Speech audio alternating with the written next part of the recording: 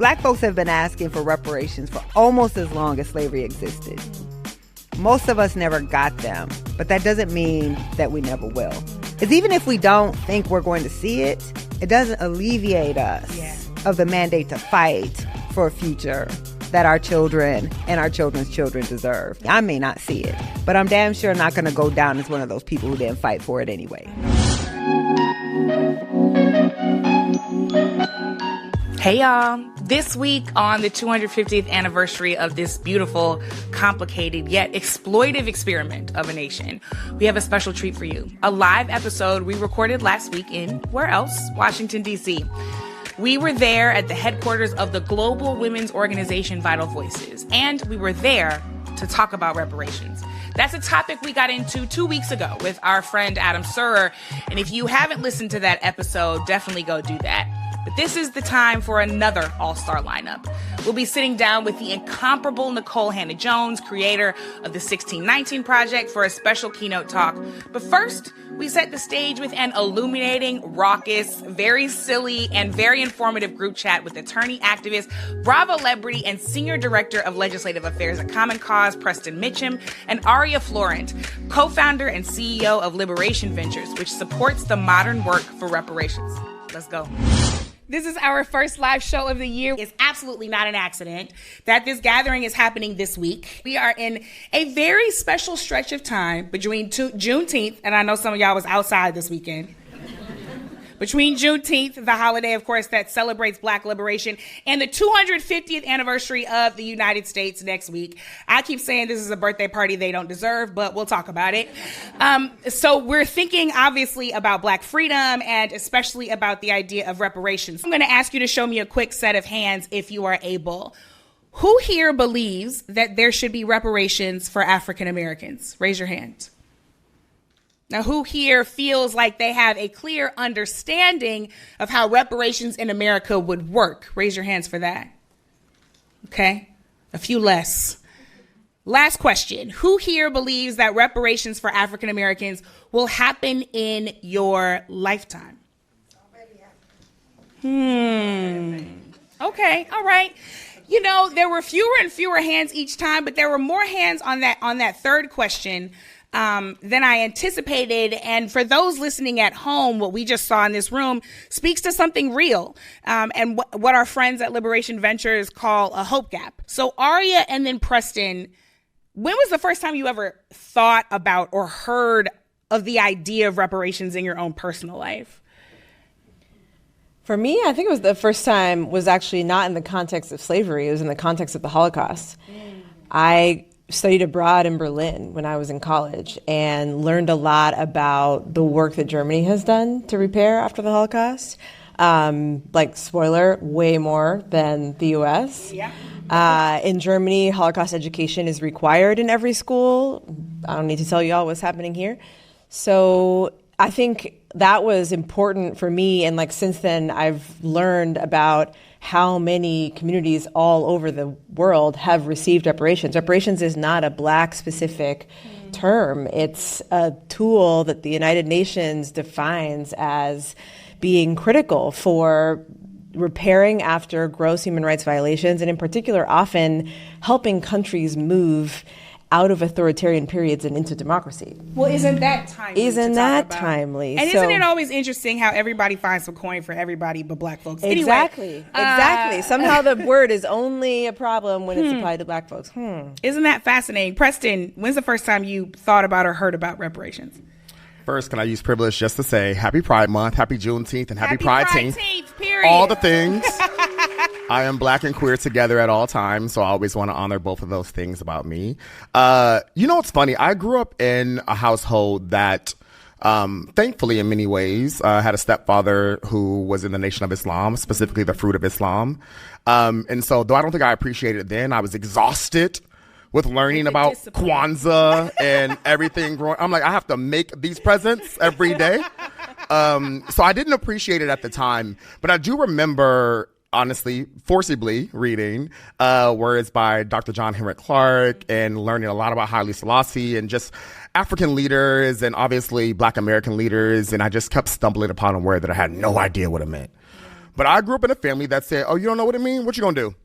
You got to research it. Okay. Go to something. Somebody's encyclopedia, dictionary, something. Don't on ask, a shelf, right, not online. In the shelf. Don't ask Jeeves. Okay, yeah. Right. Ask where the encyclopedia Dewey and his is. decimal system. Yeah. Right. Gotcha. And so, I knew even then that other countries, other institutions found their communities valuable enough to make sure that they were fully compensated for the abuse that they experienced by their government. Amen. I remember it wasn't the first time I had heard about it, but it was the first time I internalized the idea. And I saw the book Post-Traumatic Slave Syndrome on my mother's desk by the seminal work by Dr. Joy DeGruy. And when I picked it up and read it, I too had to consult the dictionary for a lot of things because I was young. But I'm glad that I did because it deposited the understanding that both epigenetically and systemically, those things are still with us. Yes. And therefore the repair is still necessary. Aria, you're the co-founder of Liberation Ventures. You all focus on this issue. Can you quickly define reparations for us? I mean, I know you think of it as having 4 different forms. So quickly explain those for us. So the simplest definition is reparations are a process of a government making amends for harm. The United Nations has a definition. We took that definition and applied it to the unique harm of chattel slavery and its legacies.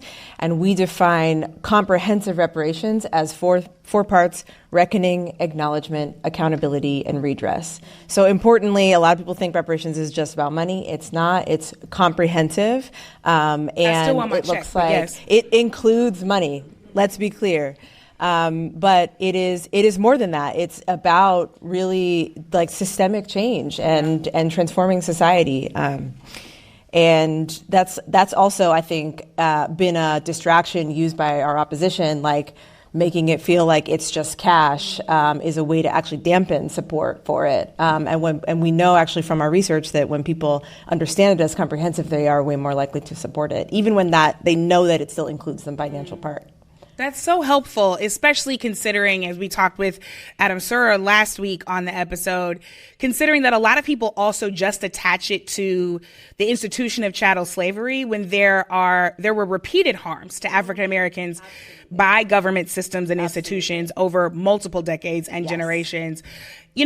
There's a lot here, and still, Preston, there's a lot that we could be focusing on. I mean, it constantly feels like the world is on fire. We could be gathered here today talking about voter participation and protection. We could be talking about the midterm season. We could be talking about the Knicks. But we're here to talk about reparations, which is, of course, not a new idea by any means. But a lot of people, I think this is not a timely conversation. I'm thinking, of course, of the late Representative John Conyers, who first introduced H.R. 40, the bill in Congress to study reparations. That was 40 years ago. Why is this an issue that's important to keep talking about now in 2026, even with all that's swirling around us? Oh, goodness. Shout out to the Knicks because I'm a bandwagon fan. Listen, many of us. Here's the thing. I think that is, unfortunately, a false choice that many feel compelled to answer in a very specific way.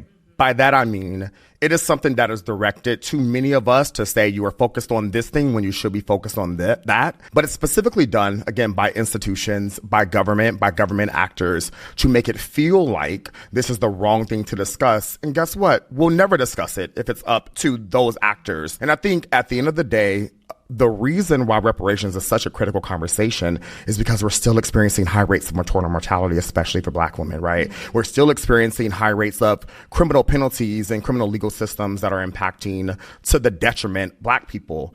We still are having conversations around a 17-year-old Black boy who was just found guilty by a non-Black jury, right? No one on the jury being Black.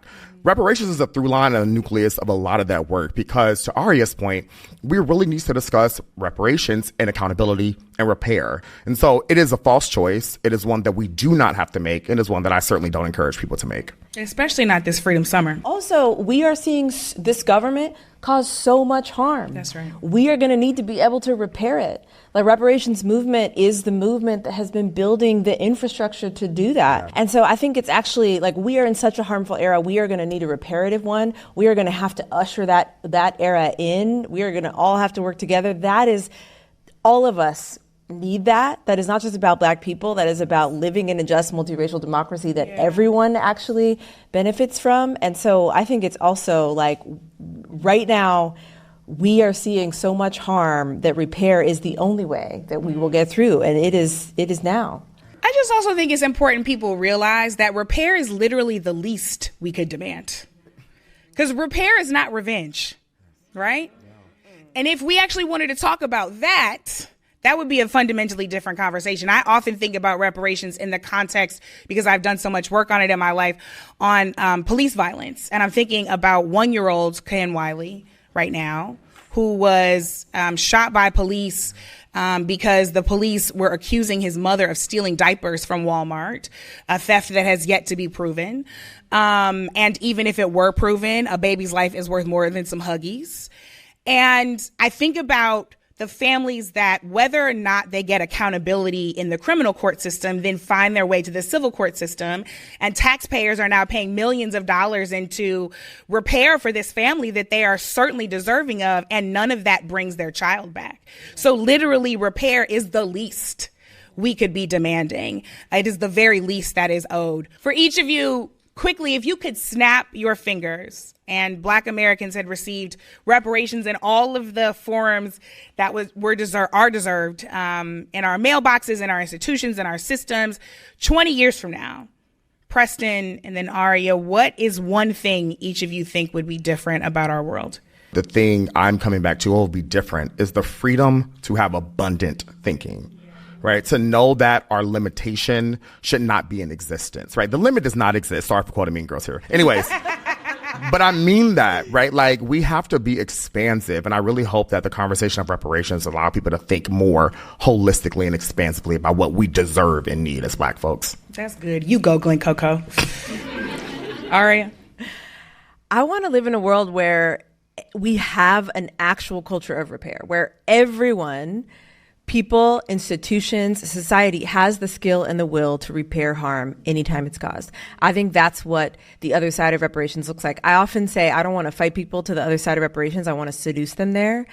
And I'm like, if we had the confidence that we could repair no matter what, like, think about it just in your marriage, right? How important repair is. Think about how much more whole, how much more open, how much more free, how much more you would feel if you were never never like afraid of stepping on toe or afraid of saying this thing or a conflict or whatever, because you knew that we were going to get through it, and we were going to get through it connected and close and together. I just think like that is what this is all about. I think that fundamentally you have to dehumanize yourself in order to dehumanize another person. And so that's why I think this is about white people too. Because like I always go back to all the Baldwin quotes on this one, like the price of the liberation of the whites is the liberation of the Blacks, you know? And I think that all of us being able to live in a world where we know that we are doing what we know is right all the time, like that is the most aligned, most like in integrity feeling that we don't get to have right now, and that we would if we did it. Absolutely want those worlds. I also want a world where 20 years from now, we will have seen 20 seasons of Summer House Martha's Vineyard. Preston. Justice for Summer House Martha's Vineyard. Preston, Aria, thank you for your visions. Thank you for your work, your brilliance. Thank you for kicking us off tonight, group chat besties. Let's give them a round of applause. Thank you. Thanks for having me. Now, was that not amazing? This is why the group chat is always live and lit. For those just joining, we're listening in on a sit down I had last week in front of a live audience in Washington, D.C. at the Vital Voices Global Headquarters. Next, we're going to listen in on part 2, which is a conversation I had with a woman who has done more to put reparations and Black history on the map than almost anyone else in our modern times. It was an honor to have Nikole Hannah-Jones back on Undistracted. Here we go. Nikole Hannah-Jones won the Pulitzer Prize for the 1619 Project. Her essay, What is Owed, made a very explicit case for reparations for the descendants of enslaved people. She is a MacArthur Fellow, a whole genius, y'all, and the Knight Chair in Race and Journalism at Howard University, where her Center for Journalism and Democracy is now funding student journalists' research to build the case for reparations. And I believe she was a professor of one of the young women working here tonight. So your reach goes so incredibly far. Friends, let's welcome Nikole Hannah-Jones. My sister, Nikole, welcome back to Undistracted. Hello, thank you. Hey, y'all. Hey, everyone. So I'll start off the way that we start off all of our interviews. You get 3 words. How are you doing today? How am I doing? How am I feeling? Yeah, how you feeling today? 3 words. I already said tired, enraged, Real. determined. Okay, tired, enraged, and determined. That feels like it's scaling up in the way that you want it to. What are you determined about right now? I'm really just determined to bear witness in a way that will not allow the people who are doing what they're doing in this country and across the globe to one day pretend they didn't know. So all of the people who are complicit in what's happening will one day swear they marched against it. And I'm here to bear witness and keep the toll. Keep the toll. I remember going to Selma for the 50th anniversary of Bloody Sunday and being with Dr. Bernard Lafayette, the civil rights giant, God rest his soul. And he looked at us and he said, this weekend, everybody is claiming that they were there on Bloody Sunday because everybody wants to be right next to President Obama and they want to walk the bridge and they want to be in all the pictures and have all the interviews. He said if everybody who says that they walked the Edmund Pettus Bridge that day actually walked the Edmund Pettus Bridge, that would not have been Bloody Sunday. That would have been the day the bridge collapsed. Ooh, okay. And they just stuck with me so clearly because everybody wants to lay claim to righteousness after it's too late to have participated. When it doesn't cost you anything. When it doesn't cost you anything. That's the thing. Is it's easy to look backwards and have courage when courage is not really required. Yeah. And speaking of the cost, though, when you wrote What is Owed for the New York Times in 2020, you argue that Black individuals cannot by themselves close the racial wealth gap in this country. Speaking again of what the cost is, you said, quote, not marrying, not getting educated, not saving more, not owning a home can mitigate 400 years of racial plundering. Explain the generational impact you were trying to really convey. Reparations does, according to the United Nations, have several components. But frankly, I'm most interested in cash. And I say that because that's the thing that we least want to talk about. We feel like somehow if we say that financial repair is a foremost part of reparations, that almost makes it feel dirty or less pure. But we need to understand that slavery was an economic system. Slavery was not about a bunch of racist people who just decided to transport 13 million Africans across the Atlantic because they just didn't like Africans. Yeah. Right? It was created to extract profit from the stolen labor of our ancestors. The 100-year period of racial apartheid was a system of economic exploitation to try to keep Black Americans in as economically exploitable as a state as possible, as close to slavery. And so, of course, the repair has to revolve around financial repair. The very first time I heard of the concept of reparations for Black Americans was in 2000 when I read Randall Kennedy's The Debt. Randall Robinson, my bad. So when I was thinking, though, about what are all of the arguments against reparations, because I'm a journalist, so my job is narrative. As my Howard student knows, I always say in class that narrative drives policy. If you want people to support policy, you have to be able to shape the narrative that will convince people to support that policy. And the narrative against reparations has always been Black people are irresponsible. So it's one, we're not deserving of reparations, but two, we're irresponsible, that we are the cause of the racial wealth gap is we simply don't want to work hard, that we simply don't want to get an education, we just buy that Jordans if we just and not get passports, right. And first of all, so what, right? Like freedom is I spend my money how I want to, but it's also just not true. So the idea that if we just got married and stopped having children out of wedlock and bought a home and did all the things that white Americans do, we would close the racial wealth gap. So I wanted to center the argument in data, right? In research, which shows that one, we save a higher percentage of our income. We just have less income to save. That even when we get married, we actually have less wealth than unwed white Americans.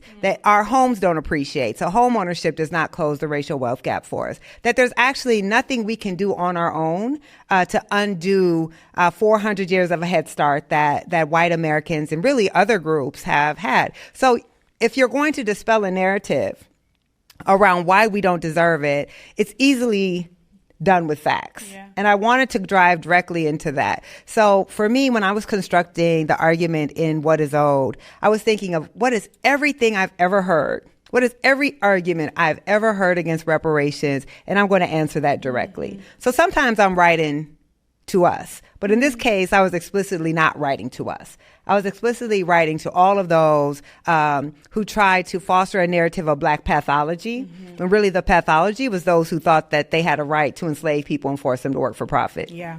It's interesting because you put out that piece in 2020, and the environment was very different than it is right here in 2026. What was the reception like to that story when it came out? Did the reception affect your belief in the possibility of reparations in America? Do you feel like we were moving forward?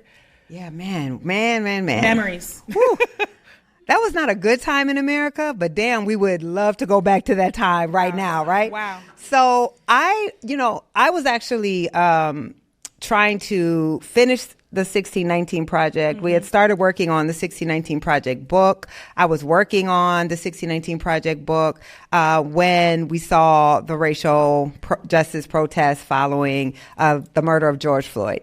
And I just remember in that moment thinking that our asks were too small, right? That criminal justice reform was very important, yes. Juneteenth holiday, great. Definitely take down statues to, Confederates and traitors, absolutely. But we weren't asking for enough.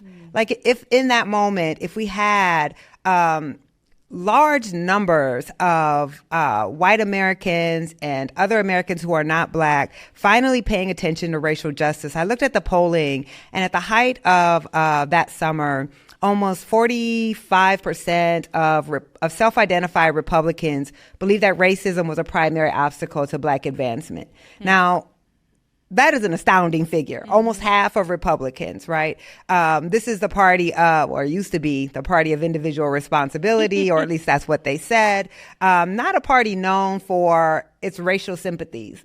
And yet they had been convinced that racism was an obstacle. So I just thought in that moment, you have to push for the thing. Like you have to push for the real thing, not around the edges of it. Now, looking back, all we got out of that summer was Juneteenth. Like literally. No. Wait, we had some members of Congress put on kente cloth and kneel. Don't forget that. All we got out of that summer. Okay. I just wanted us to be clear. Was Juneteenth, right? So it did feel like the issue, Ta-Nehisi Coates, I would say in the modern era, right, was the one who first put reparations kind of back on the mainstream map. And then you saw, you saw all of these different organizing groups who had been working on it for a long time, but also newer groups. Joe Biden and Kamala Harris actually talked about the issue of reparations. Reparations was an issue for the first time in my lifetime, and probably the first time ever, that you could ask a mainstream political candidate a question about it. Yeah. So now, anybody who knows me know I am not an optimistic person about anything in America. I was not convinced that suddenly we were going to get reparations. But it did seem like that work on narrative change and this moment of a so-called reckoning had opened the door for a serious conversation on reparations in a way that it never had. You started seeing for the first time philanthropy, the MacArthur Foundation, other foundations actually funding reparations work, which as far as I know had never happened. But then we all knew, I know I don't have to tell you this or probably anybody in this room, that the window to push was going to be very short. Yeah. We knew that if you had this reckoning, that there was going to be a counter reckoning, and that it was going to come swiftly, and that the people who wanted that reckoning have always been able to enact policy far, far quicker than we have been able to. So I felt in that moment we had to push, and it did feel like we had the potential. And of course, we did see for the first time some successful reparations efforts being passed at the local level, and for the first time, states seriously taking up the issue of reparations, right? California started a reparations commission and became the first. Illinois, New York. So there was possibility where they had not felt like there was before. So that's 2020. Fast forward from there, in 2022, you speak at the United Nations General Assembly during a commemoration of the transatlantic slave trade. And when we think about this narrative work, it's one thing to talk about it in America. It's another thing to have this conversation globally, because you pointed out that it seems to be easier for the U.S. to talk about slavery that happens elsewhere than what has happened here. And clearly this current administration is hell-bent on erasing those wrongs from libraries and schools and all of our recollection. I think they want to just put up that little Men in Black thing and act like blink it in front of our eyes and make us think that these things that we know happened in our bodies never happened. So before we can get to this bill about establishing a congressional commission to study reparations in the U.S., does it seem to you like we need something almost potentially borrowing from the South Africa model of a truth and reconciliation process to really establish a common sense of reality? Because if I'm telling you it's 12 o'clock and you're telling me it's 2 o'clock, like we can't even get the conversation started. Is that necessary to kind of create a moral foundation to repair? Good luck with that. I think a fundamental issue, this is how we get what we get in the White House right now, is we have a determination not to tell the truth about our country, right? A willful desire to remain ignorant. Just look at the discourse around Juneteenth. It's actually the fact that large numbers of white Americans cannot even be glad that slavery ended, right? Juneteenth is an Emancipation Day holiday. It is when America is liberated from slavery. It's not a black holiday. It is a holiday when America can celebrate that it liberated itself from slavery. So to me, the idea that we could ever really even have a Truth and Reconciliation Committee here, this is our problem. You can look at the blowback against the 1619 Project. You can look at the anti-critical race theory propaganda campaigns. You can look at the book bans. You can look at the way that they're banning our history at the state and federal level to know that this country feels that it will crumble under the weight of the truth. It actively cannot tell itself the truth. And I always think the Germany example is an interesting example because Germany paid reparations because there were no Jewish people left in Germany. There was almost the entire Jewish population in Germany had either been murdered or expelled. And so you can have reconciliation when you don't have to look every day at the people that you visited these crimes upon. My God. But we're right here in the country that did this to our ancestors. Slavery predates the founding of our country by 150 years. You could never knock down all the statues to enslavers, or you have to remove all the monuments on the mall in Washington. Right? Like, we cannot pretend that history is not who we are, because it is literally in the very fabric of who we are. And so that's why we struggle here with the issue of reparations more so than other places. Because if we acknowledge the foundation of what we're built upon, then we have to acknowledge the entire way we've been taught to think about this country is a lie. And paying reparations is an admission of the crime. But it's not an admission of the crime of a handful of bad apples or a few years of bad policy. It is the crime of the entire existence of the United States. That's what paying reparations will do. And that is why we see such a visceral fight against it. The pattern of history shows us, like you said, that this was always going to be the response to eras of progress, or at the very least, eras of awareness and narrative shift.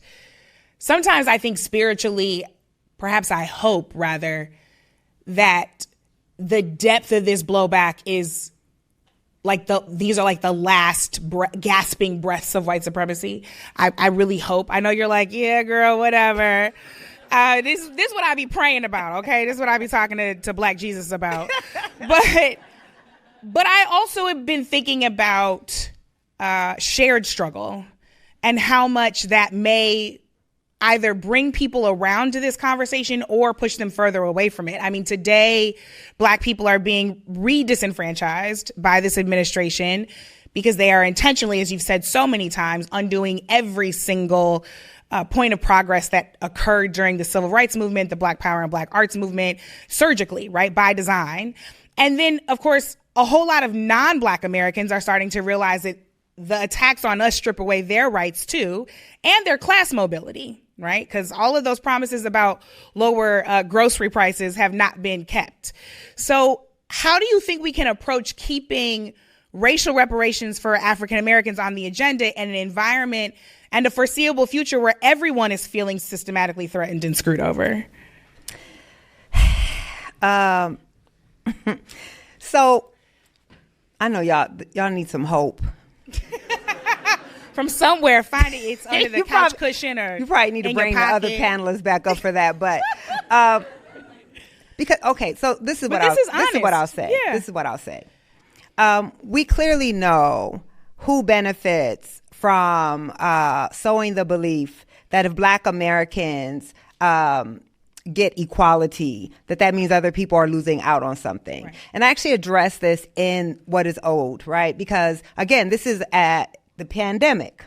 So briefly, y'all remember the pandemic? Y'all remember that? Briefly during the pandemic, we had universal health care, right? Anybody who needed a COVID shot could show up and get that COVID shot. You didn't need ID or a dollar. We briefly had universal housing. You could not evict people simply because they couldn't pay because they weren't working during COVID. And we had universal income briefly, right? We paid people to stay home. My cousin Shamir, who had been working since she was 15 years old, made the most money. She called me one day and was like, I saved $1,000 for the first time in my life. Wow. Because she was making more money staying at home during COVID than she'd ever made working 40 hours a week. Wow. Right? And so we know that the society has the ability to take care of all of its citizens. Yeah.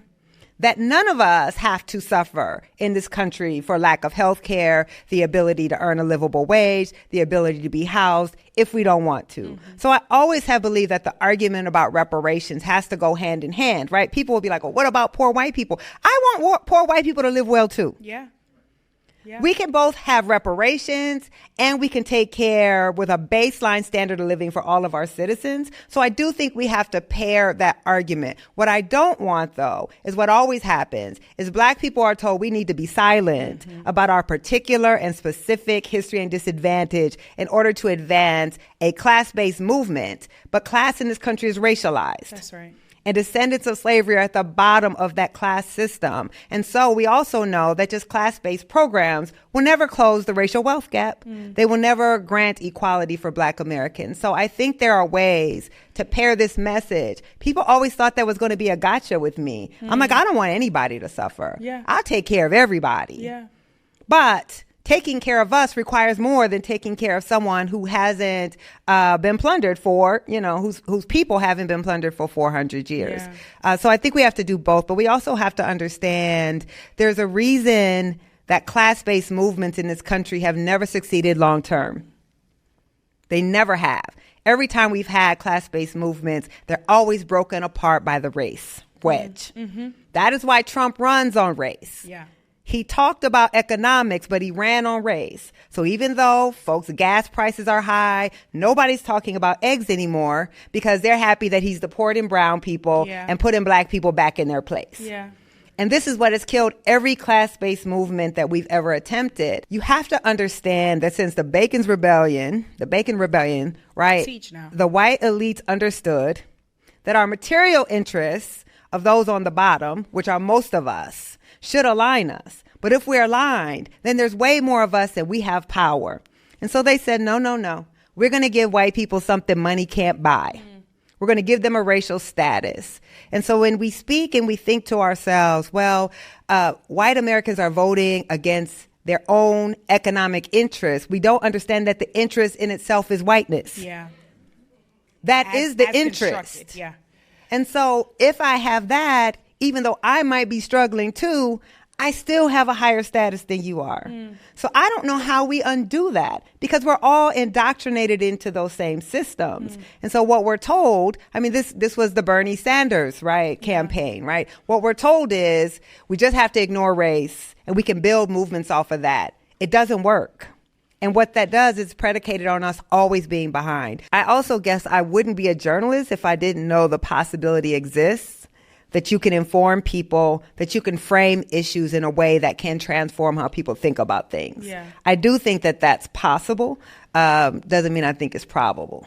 Well, speaking of, you spoke to some of the places where not only has it been possible, it has happened, right? At the state level, at the local level, we've seen some reparations efforts. I'm also thinking about Tulsa. I was actually just in Tulsa for, the 105th commemoration of the Greenwood massacre. And I'm sitting in a room with Mother Randall, who is 111 years old, is the last known survivor of the massacre on Black Wall Street in Greenwood, in the Greenwood district in Tulsa. And the last time I was in Tulsa, Mother Fletcher was alive, and she has since passed. And I'm looking at this woman and I'm like, are they just trying to wait her out? Yes. Right? Like, you just are waiting for her to die so that there's no clear claim, right? People can say, well, the descendants don't deserve anything, but she's got a very clear claim.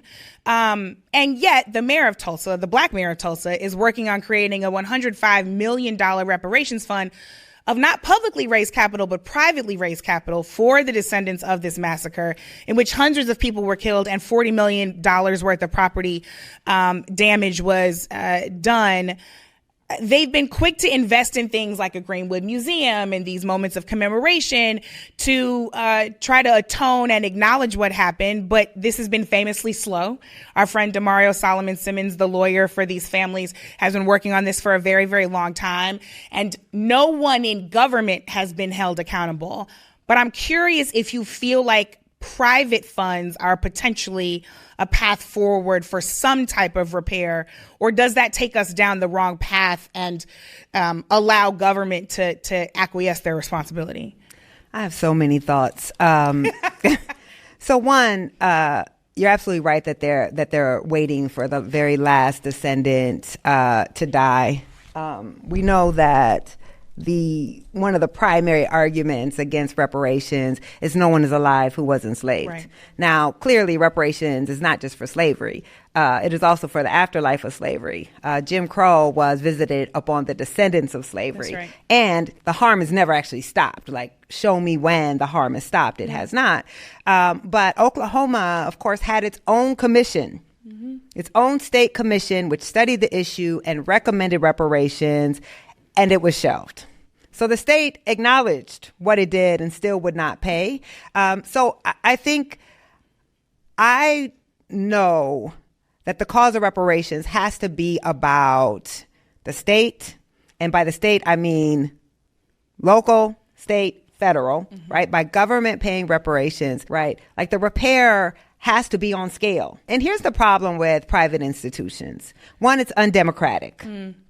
They get to decide how they're going to spend the money and how they're going to make repair. Yeah. And when they decide, they want to build a museum. Because again, the discomfort with cash payments, with actually investing financially into communities where finances were extracted, is instead, we'll build a memorial because we feel good about that. We feel that's the right way to spend money. Mm-hmm.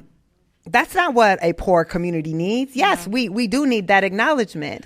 But when you allow private entities, then they get to decide. This is the problem with philanthropy in general, They right? get to set the agenda. To me, pay your taxes. We don't need philanthropy, for one, right? But philanthropy wants to determine what they think is the right course, and the people don't get to decide. Yeah. But if we have government reparations, then that has to be more democratic, and people can determine what they believe is the best way to have repair. Think about what the money for that museum, and I love museums. I mean, I'm a history nerd. Think about what that money could have done in direct support to that devastated community that you go into when you visit that glossy museum. Yeah.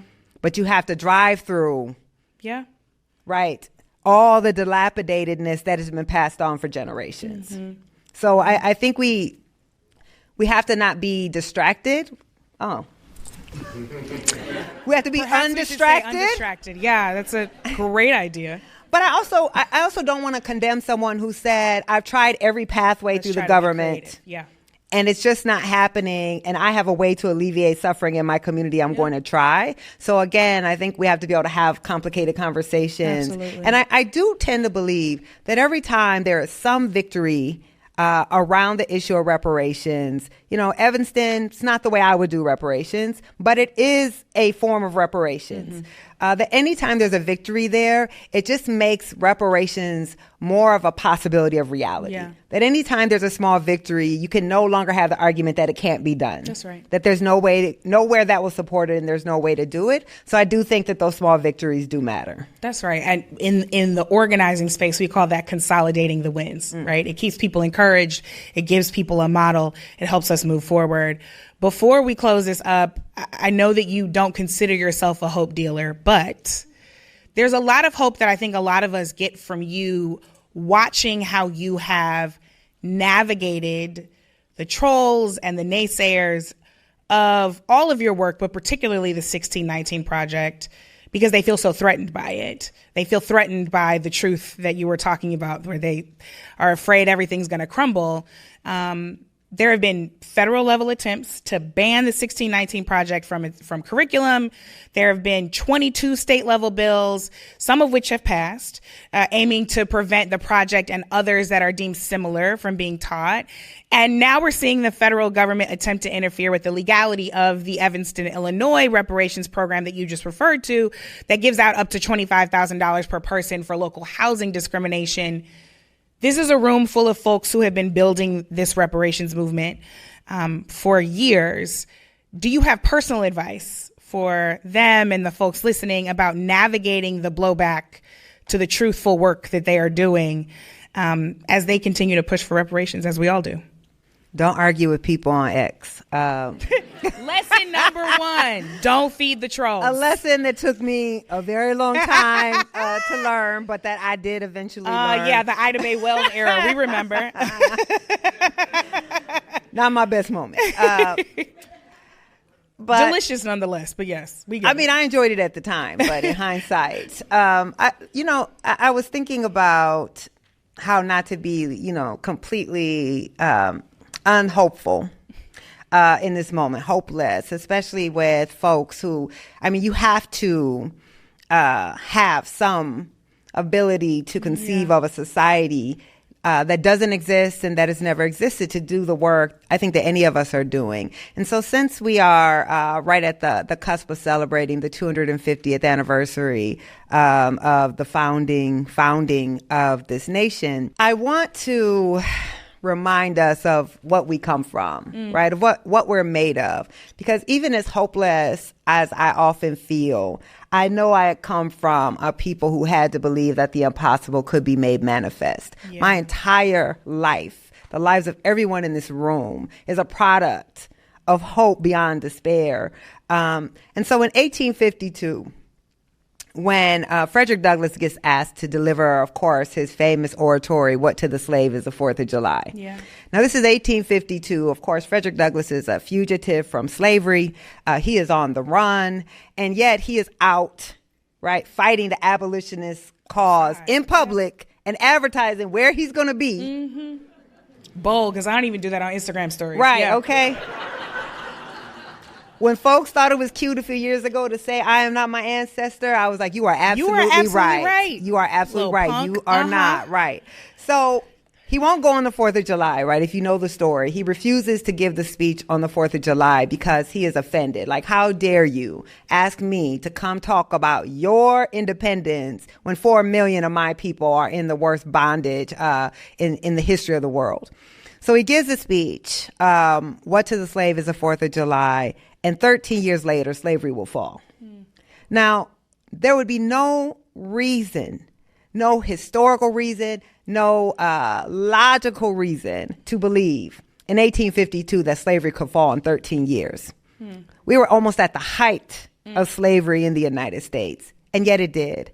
And he had to believe, and all of the abolitionists who fought had to believe that it could happen for it to happen.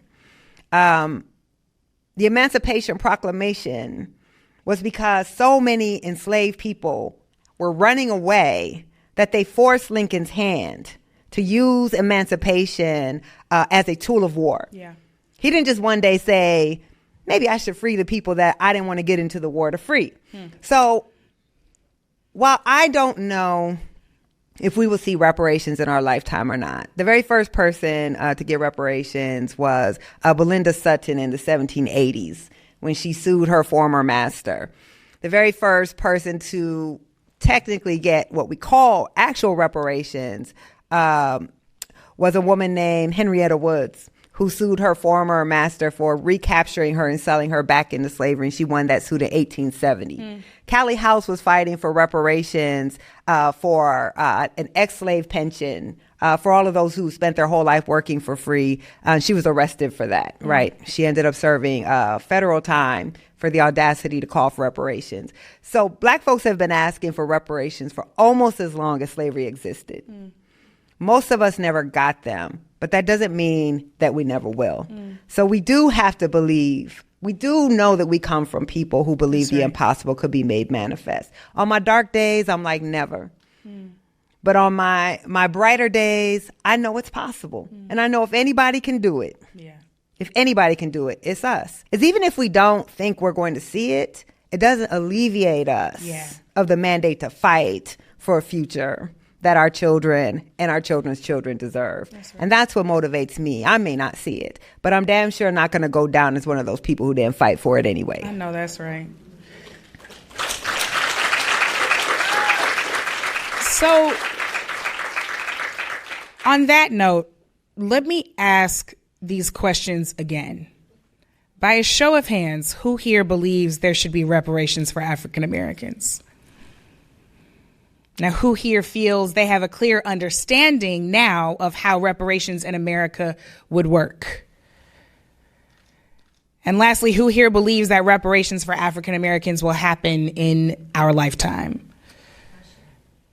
Well, look at that. You done closed the hope gap a little bit, Nikole Hannah-Jones. Figured you... In spite of myself. In spite of yourself.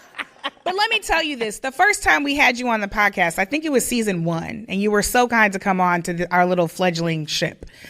And I was feeling so distraught and downtrodden. I mean, it was the second season because we started during COVID. And the second season, this was when everybody remembered Black people exist and they wanted to fund us and advertise and girl, come on, do the podcast. But I was watching the tide turn.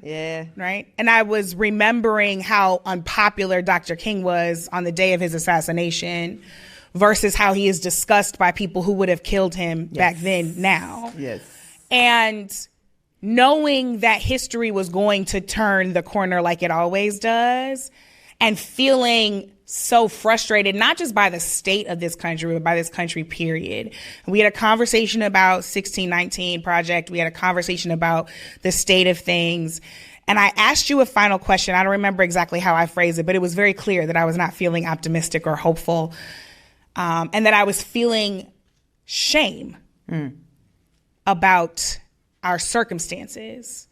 And you actually gave me a whole lot of hope that day that I've held on to, because you reminded me that the flag whose red stripes run with my ancestors' blood is worth owning and holding on to, not because of how this country was founded, but because of who they were and who we are and what we are capable of. Right. And you did that for us tonight, too. So I want to thank you for being here. Let's thank Nikole Hannah-Jones for having this conversation with us here at Undistracted.